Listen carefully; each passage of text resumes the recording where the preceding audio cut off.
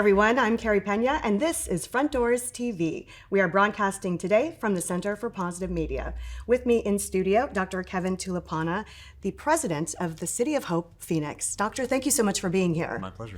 We have some very exciting news to talk about today.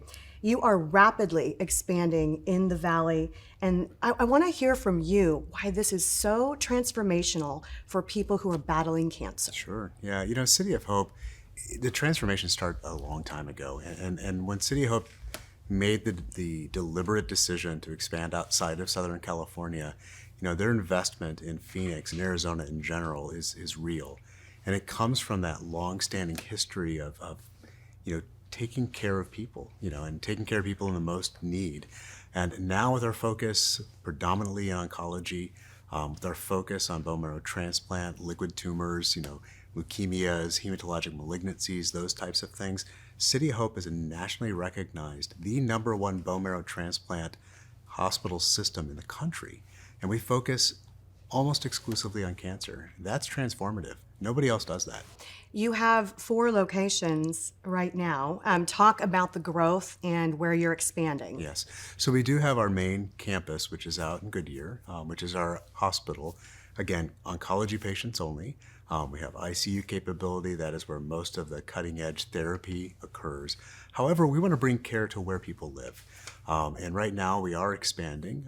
We currently have clinic locations in North Phoenix. We have one in Tatum Ridge. We have one in Gilbert. Right now, those clinics are a variety of things, either just giving infusion therapy, consultation. Our North Phoenix does do radiation as well, but we're expanding up into Scottsdale as well. We are currently in the process of building a 30,000 square foot facility that'll house not only physicians who are doing consults, but clinical scientists that will collaborate and work alongside TGen to bring even earlier therapeutics to patients. You are curing cancer. You are recruiting doctors from all across the country, teaming up with researchers. You are finding cures. Yeah, we're in really, I think, the golden age of oncology care, of cancer care. The mortality rates have declined significantly. Yes, it seems like more and more people are being diagnosed with cancer every day at a younger age, but the advances that are occurring in the study of genomics, the individual aspects of people's tumors or tumors that are affecting them at that time, the changes that we can make are just remarkable.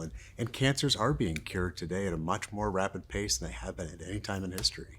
There are incredible facilities here in the Valley of the Sun, and we're all very fortunate.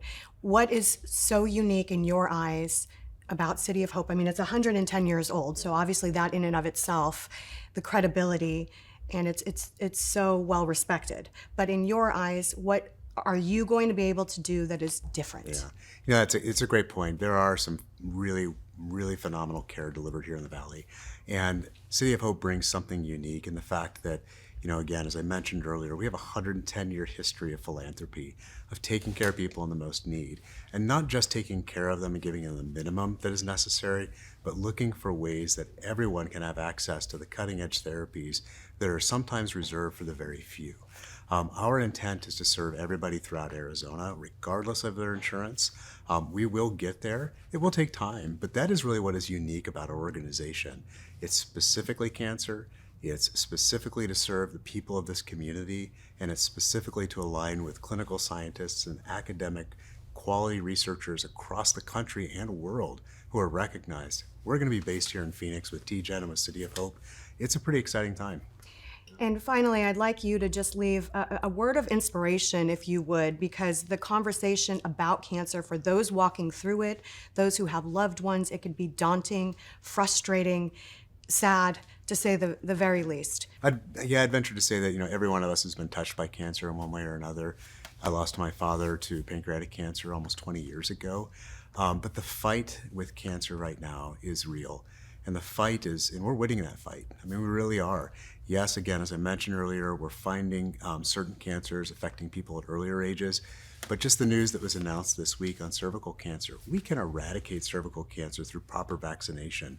We can eradicate many cancers through lifestyle modification changes, and now we're at the place where we can actually cure cancers that before have kind of confounded scientists because of our knowledge and the ability to rapidly identify specific mutations in individuals. That's the difference today, and it's actually an encouraging time. This for you is personal, you know, in honor of your father, and you've dedicated your life's work to this. This is a personal mission for you.